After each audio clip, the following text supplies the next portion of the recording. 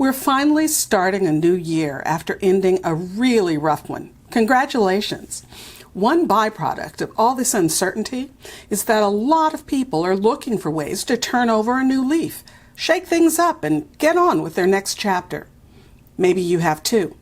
Have you been thinking about ways to take more control by starting your own business? If so, then I'm sure your very next thought probably is, but what would I sell?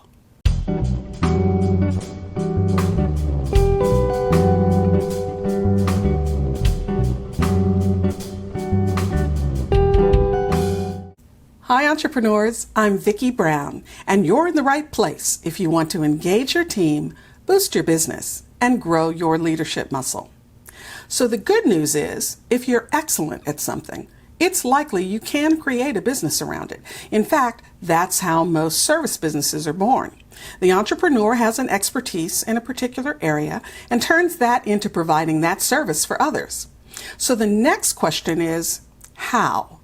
In this episode, I'll give you 4 ways you can turn your expertise into a great business.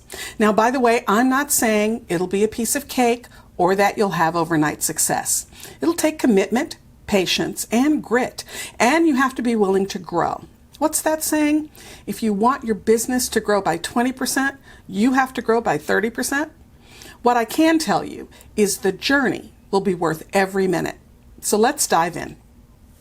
To make things easier to explain, let's use the mythical example of Samantha. Sam is an executive assistant, and she wants to start her own company. The first way is the easiest. Samantha can offer her services as an outsourced or virtual assistant to people who need help.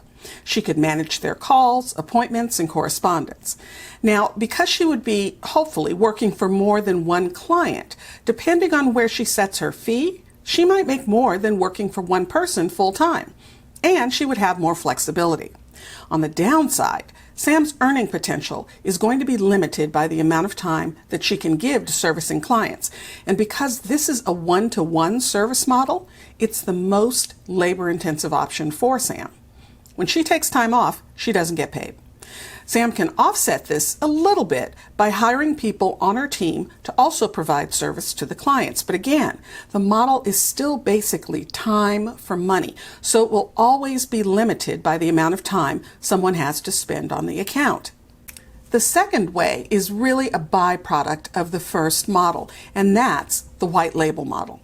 With this type of business, Sam would partner with a business that provides complementary services, for instance, a social media manager or an outsourced accountant, and provide her services under their umbrella. Now, the upside to this option is that she now has access to their clients, making selling a bit easier. The downside? Well, there are at least 2. 1, it's still a one-to-one service model and really labor intensive. And 2, while it is easier to get clients, the clients actually belong to your service partner, so you aren't really significantly growing the foundation of your business. Now, while most service businesses start out with one of these 2 options, it's a good idea to morph into a different model as soon as possible so you can scale. By the way, this is a great time to talk about the difference between growing and scaling. So when a business grows, it gets larger, has more clients, and hires more people to service the clients, etc. So as revenue grows, so does expenses. Scaling, on the other hand, is increasing revenues without increasing expenses, or adding them at a much slower rate than the increase in revenue. It's when you can leverage your existing resources, people, technology, etc., to serve more clients and bring in more revenue. Switching from a one-to-one to a one-to-many service model, that's an example of scaling. With that in mind, the third way for Samantha to set up her business is to start teaching others what she knows. She might create a class or webinar on how to most effectively handle administrative tasks and provide recommendations for software or templates and checklists. If she sells this information to solopreneurs and other business owners, it would be a service that trains the end user. And most importantly, it's a one-to-many service model, meaning it can be scaled. Sam isn't getting paid for her time. Now she's getting paid for the service product she provides. So that means now she only needs the time to create and sell the product versus being in the trenches doing the thing every day. The fourth way is another one-to-many scalable model.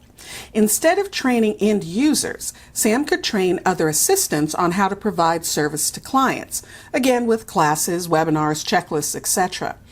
Now, in order to create this type of model, Sam needs to have excellence in what she does, because now she's telling others, I can help you set up a business so you can provide service to clients. For this reason, it really helps if Samantha has a track record she can point to when she's selling to would-be VAs. Of course, there's a lot more to creating a business than we've covered here, but this is an excellent first step. After all, you have to know what and how you're going to sell something before you sell it, right? If you found this information helpful, please subscribe and share. And if you're struggling with how to get your business off the ground and what comes next, check out the Leader's Journey Business Builder. I designed this completely free video series to help you with figuring out who your customer is and where to find her, how to sell without selling, how to package and deliver your service, and much, much more. Check it out by using the Business Builder link below in the description. And remember, your inspired leadership is the secret sauce to having a high-performance team and a wildly successful business you'll love. I'll see you next time on Leader's Journey.